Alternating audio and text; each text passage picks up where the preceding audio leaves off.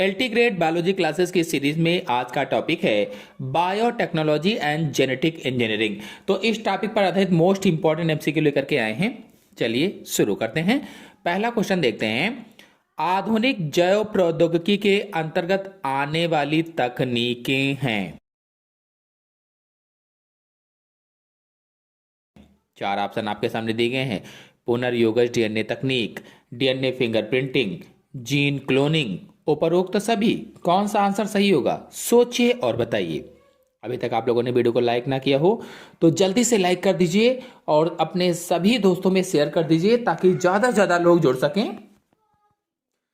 फिलहाल इसमें आंसर सही होगा डी, उपरोक्त सभी। आपको बता दें कि आधुनिक जैव प्रौद्योगिकी मुख्य रूप से आनुवांशिक अभियांत्रिकी अथवा जेनेटिक इंजीनियरिंग पर आधारित है और इसमें डीएनए को काटना, जोड़ना, उसकी हूबहू कॉपी बनाना और किसी व्यक्ति की पहचान के लिए उसके डीएनए पैटर्न का विश्लेषण जैसी सभी तकनीकें शामिल हैं। कहने का मतलब है रिकॉम्बिनेंट डीएनए, जीन क्लोनिंग और डीएनए फिंगरप्रिंटिंग, ये सभी चीजें शामिल होती हैं।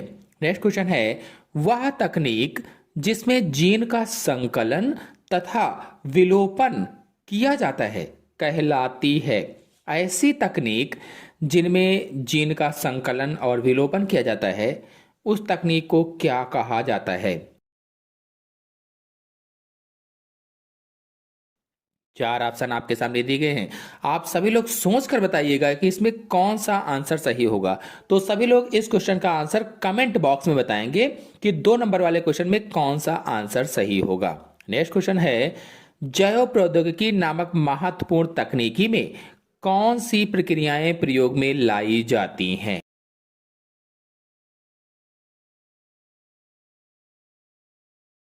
कौन सी प्रक्रियाएं प्रयोग में लाई जाती हैं। जीन विलगन, जीन संश्लेषण, पुनर्योगज डीएनए, ये सभी। कौन सा आंसर सही होगा, सोचिए और बताइए। तो इसका आंसर सही होगा डी, ये सभी। आपको बता दें कि जैव प्रौद्योगिकी की प्रक्रिया एक क्रम में चलती है, एक सीक्वेंस में चलती है। जैसे पहले वांछित जीन को अलग किया जाता है जिसको जीन आइसोलेशन कहा जाता है। फिर यदि आवश्यकता हो तो कृत्रिम रूप से जीन बनाया जाता है जिसे जीन सिंथेसिस कहते हैं और फिर इसे वाहक के साथ जोड़कर यानी रिकॉम्बिनेंट डीएनए तैयार किया जाता है। इसलिए सभी प्रक्रियाएं अनिवार्य होती हैं। नेक्स्ट क्वेश्चन है, रूपांतरित कोशिकाओं की पहचान की जाती है। कौन सा आंसर सही होगा, रूपांतरित कोशिकाओं की पहचान की जाती है। Identification of transformed cell. सोचिए और बताइए कि कौन सा आंसर सही हो सकता है। वीडियो को लाइक ना किया हो तो सभी लोग लाइक कर दीजिए, अपने सभी दोस्तों में शेयर भी कर दीजिए। फिलहाल इसमें आंसर सही होगा सी, आनुवांशिक चिन्हन द्वारा। आपको बता दें कि जब हम किसी बाहरी डीएनए को कोशिका में डालते हैं तो सभी कोशिकाएं उसे स्वीकार नहीं करती। भाई कोई बाहरी डीएनए डाला गया कोशिका में तो सभी कोशिकाएं उसे स्वीकार नहीं करती। यह जानने के लिए कि किस कोशिका में नया डीएनए पहुंच गया है सेलेक्टेबल मार्कर्स का उपयोग करते हैं। अगर हमें यह जानना है कि किस कोशिका में नया डीएनए पहुंच गया है तो सेलेक्टेबल मार्कर्स का प्रयोग करते हैं। जो कोशिकाएं जीवित रहती हैं, रंग बदलती हैं, उन्हें रूपांतरित माना जाता है, रूपांतरित। नेक्स्ट क्वेश्चन है, पुनर्योगज डीएनए तकनीक में प्रयोग होने वाले एंजाइम हैं।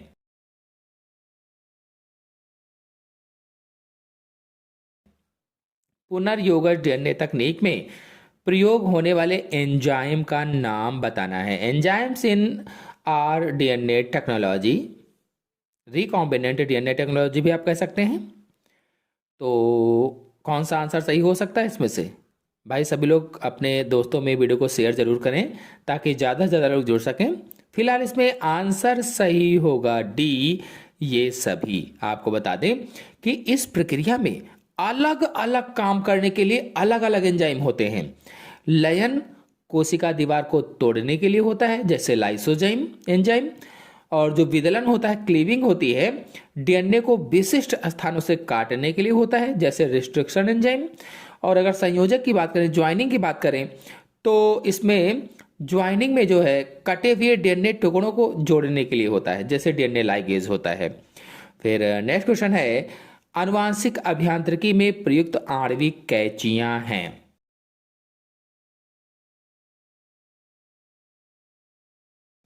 अगर आप लोग आणविक कैंची पर वीडियो देखना चाहते हैं, रेस्ट्रिक्शन एंडोन्यूक्लियेज एंजाइम पर वीडियो देखना चाहते हैं, तो हमारे चैनल में वीडियो अपलोडेड है, आप लोग जाकर के अच्छी तरीके से समझ सकते हैं। फिलहाल इसमें आंसर सही होगा डी, रेस्ट्रिक्शन एंडोन्यूक्लियेज एंजाइम, क्योंकि आणविक कैंची को रेस्ट्रिक्शन एंडोन्यूक्लियेज एंजाइम कहा जाता है। और आपको बता दें, इन्हें आणविक कैंचियां कहते क्यों हैं, तो क्योंकि ये डीएनए की लंबी श्रृंखला को विशिष्ट बेस सीक्वेंस पर पहचानने और काटने की क्षमता रखती हैं, यानी रिकॉग्नाइज्ड साइट पर कट लगाने की क्षमता रखती हैं। और इनके बिना डीएनए को सटीक जगह से काटना और पुनर्योगज डीएनए बनाना असंभव माना जाता है। नेक्स्ट क्वेश्चन है, प्लाज्मिड्स हैं। कौन सा आंसर सही होगा? प्लाज्मिड्स हैं। 4 ऑप्शन आपके सामने दिए गए हैं, कौन सा आंसर सही हो सकता है?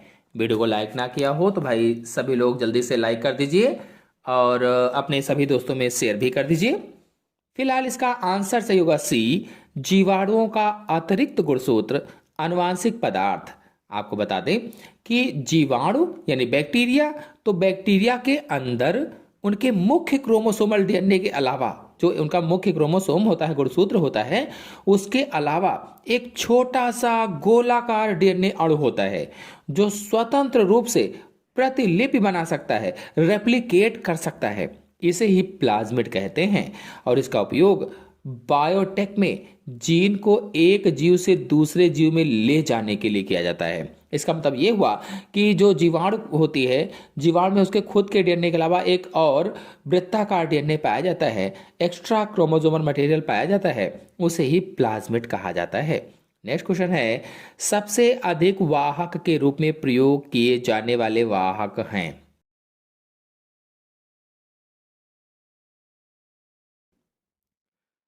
मोस्ट कॉमनली यूज्ड वेक्टर बताना है, कौन सा होता है इसमें से। 4 ऑप्शन आपके सामने दिए गए हैं, इंपॉर्टेंट क्वेश्चन है, कौन सा आंसर सही हो सकता है? आप लोग सोचिए और बताइए।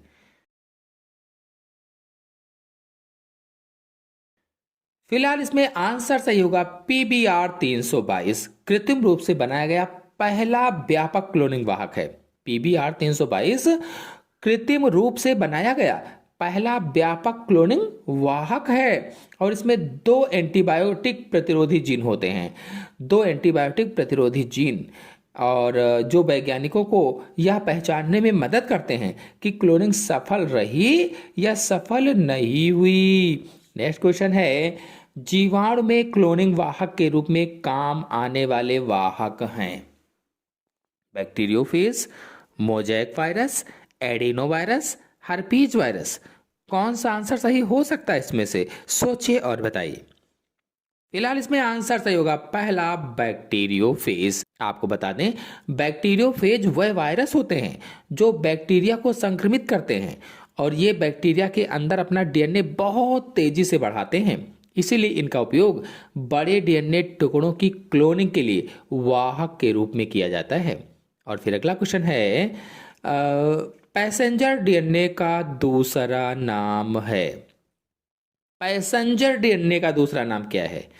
कौन सा आंसर सही हो सकता है?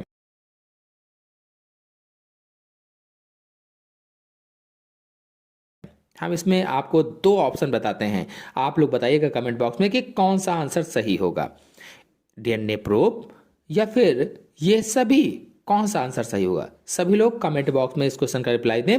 नेक्स्ट क्वेश्चन है, जैव प्रौद्योगिकी का प्रयोग होता है। जैव प्रौद्योगिकी का प्रयोग कीट प्रतिरोधी फसल के उत्पादन में, उत्पादकता बढ़ाने में, गुणवत्ता बढ़ाने में, उपरोक्त सभी। कौन सा आंसर सही हो सकता है? सोचिए और बताइए।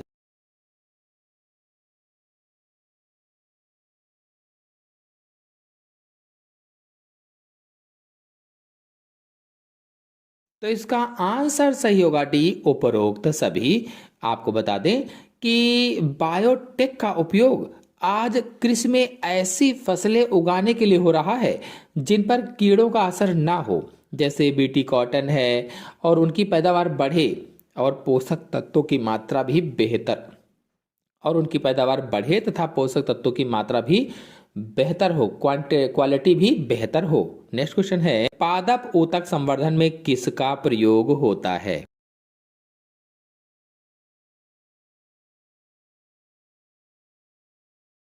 पादप हार्मोन, विटामिन, सुक्रोज, ये सभी पादप ऊतक संवर्धन में किसका प्रयोग होता है? सोचिए और बताइए।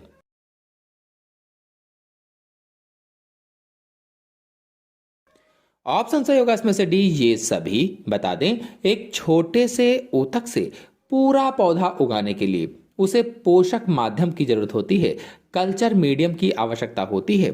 इसमें सुक्रोज ऊर्जा देता है, विटामिन वृद्धि में मदद करते हैं और पादप हार्मोन जड़ व तने के विकास को नियंत्रित करते हैं।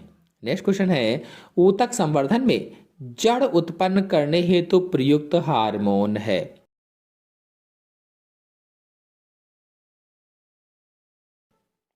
ऊतक संवर्धन में जड़ उत्पन्न करने हेतु प्रयुक्त hormone auxin, cytokinin, gibberellin, ethylene, कौन सा सही होगा? सोचिए और बताइए।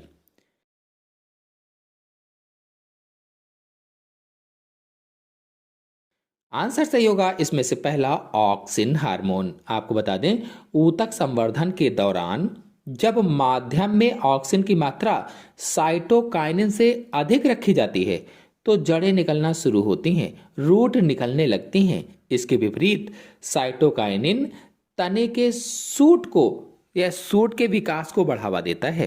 नेक्स्ट क्वेश्चन है, किण्वन द्वारा सिर के प्राप्ति उदाहरण हैं?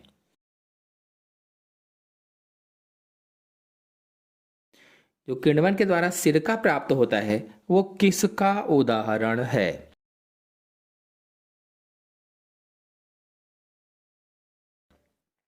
विनेगर, सिरका यानी विनेगर। आंसर सही होगा इसमें से पहला, पारंपरिक जैव प्रौद्योगिकी का उदाहरण है। आपको बता दें, जैव प्रौद्योगिकी अथवा बायोटेक्नोलॉजी के दो मुख्य प्रकार हैं। पारंपरिक जैव प्रौद्योगिकी में सूक्ष्म जीवों के प्राकृतिक गुणों का उपयोग करके उत्पाद बनाए जाते हैं, जैसे दही, ब्रेड, शराब, सिरका। और सिरका बनाने के लिए एसिटोबैक्टर एसेटी नामक बैक्टीरिया का उपयोग किया जाता है। और दूसरा है आधुनिक जैव प्रौद्योगिकी, जिसमें हम डीएनए में बदलाव करते हैं, जेनेटिक इंजीनियरिंग जो होती है उसके द्वारा, जो सिरका बनाने की सामान्य प्रक्रिया में नहीं होता है। नेक्स्ट क्वेश्चन है, जैव उर्वरक है?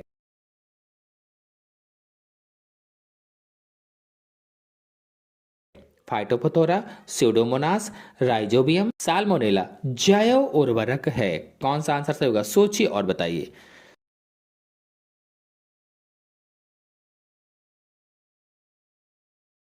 आंसर सही होगा इसमें से सी, जैव उर्वरक राइजोबियम होता है। जैव उर्वरक वह सूक्ष्मजीव होते हैं जो मिट्टी की उर्वरता को बढ़ाते हैं। और राइजोबियम एक बैक्टीरिया है जो दलहनी फसलों की जड़ों में पाया जाता है, जो दाल कुल है उसकी जड़ों में पाया जाता है और उसके पौधों की जड़ों में पाया जाता है। और यह हवा की नाइट्रोजन को सोख कर उसे पौधों के इस्तेमाल योग्य बनाता है। और नेक्स्ट क्वेश्चन है, बायोपेस्टिसाइड है? बायोपेस्टिसाइड,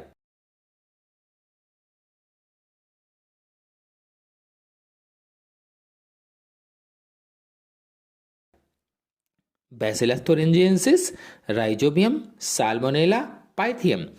सोचिए और बताइए कि कौन सा आंसर सही हो सकता है इसमें से।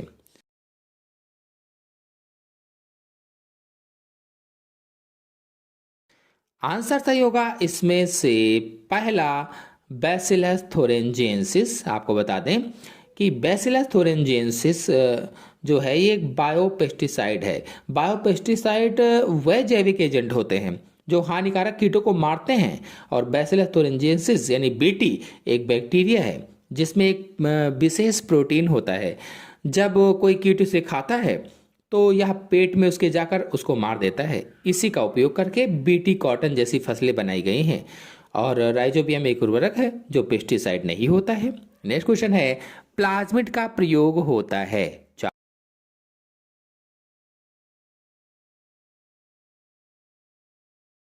चार ऑप्शन आपके सामने दिए गए हैं।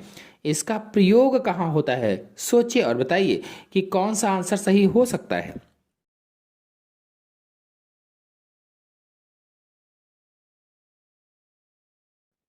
आंसर सही होगा इसमें से पहला, जैव अभियांत्रिकी में। आपको बता दें, जैव अभियांत्रिकी का हो, चाहे जेनेटिक इंजीनियरिंग का हो, चाहे जीन इंजीनियरिंग का हो, एक ही बात होती है। प्लाज्मिड बैक्टीरिया के अंदर पाया जाने वाला एक छोटा गोलाकार डीएनए अणु होता है, जो मुख्य रूप से गुणसूत्र से अलग होता है, क्रोमोसोम से अलग होता है।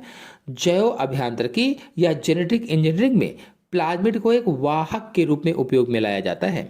वैज्ञानिक इसमें अपनी पसंद का कोई जीन जोड़ देते हैं और फिर उसे दूसरे जीव में डाल देते हैं। इस प्रकार से एक नया जीव बन जाता है। नेक्स्ट क्वेश्चन है, ई कोराई एंजाइम का स्रोत जीव है। स्रोत जीव कौन सा होगा? सोचिए और बताइए।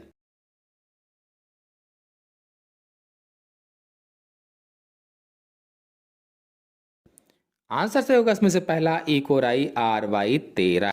रेस्ट्रिक्शन एंजाइम का नाम उस जीव से लिया जाता है जिससे पृथक किया जाता है। इकोराई में ई का अर्थ है वंश यानी जीनस, जिसो जो होता है एस्चेरेशिया, और को का अर्थ है जाति यानी कोलाई स्पीसीज, और आर का अर्थ है प्रभेद यानी RY13। आई रोमन संख्या दर्शाता है कि उस बैक्टीरिया से खोजा गया पहला एंजाइम था। यह एक एंजाइम डीएनए को विशिष्ट अनुक्रम GAATTC पर काटता है। नेक्स्ट क्वेश्चन है, रेस्ट्रिक्शन एंजाइम मुख्यतः किससे पृथक किए जाते हैं? जो रेस्ट्रिक्शन एंजाइम है ये किससे पृथक किए जाते हैं? सोचिए और बताइए कि कौन सा ऑप्शन सही हो सकता है।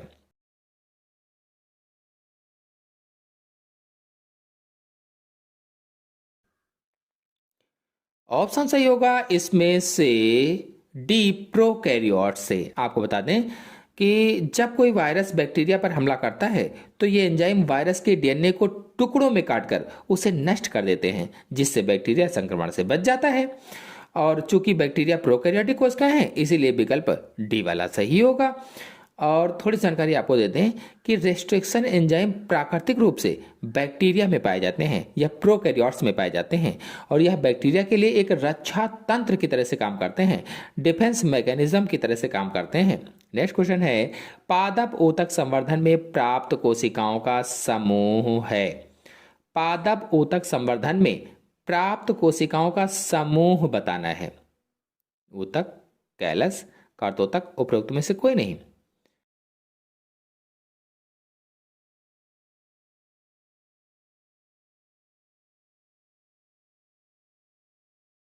तो आंसर सही होगा इसमें से बी, कैलस होता है। आपको बता दें, जब पौधे के किसी हिस्से को प्रयोगशाला में पोषक माध्यम पर रखा जाता है तो उसकी कोशिकाएं तेजी से बट जाती हैं, विभाजित हो जाती हैं या विभाजित होने लगती हैं।